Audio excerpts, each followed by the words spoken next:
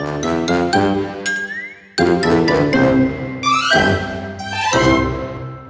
dat je er allemaal weer ziet, Piet Kniphuisje van Franske. Vind ik heel fijn. Ja, ik wil het hebben over bestuurs- en kaploons. Dan komen er allemaal minder en die planten zich niet vuurt. Nee, maar ik heb hier wat gemaakt over een bestuurke, een kwantbestuurke. Want tekst zijn die heel lollig, hebben een hele hoop humor. En daar heb ik wat gemaakt. Een kwantbestuurke. Kom maar, de hoofd.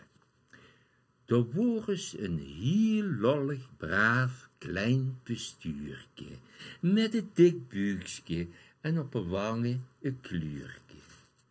Zag me meneer pastoor, dan zag je, zeg maar lei, en volgde zijn hang content samen boven zijn pij.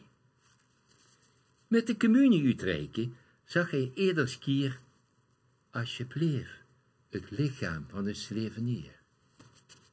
En wie dat vroeger altijd in eerder kerk zo gong, lag hij de hostie voorzichtig op het tong.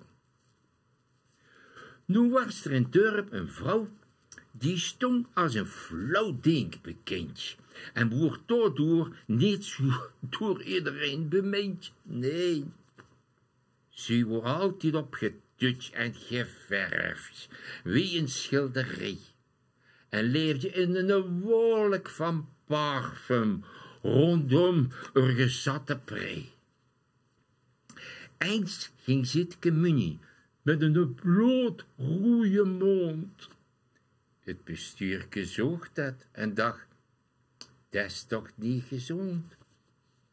En wanneer hij de communie gaf, toen zag hij niet dit skier het lichaam van Christus, maar, let op, pas geverfd leven hier.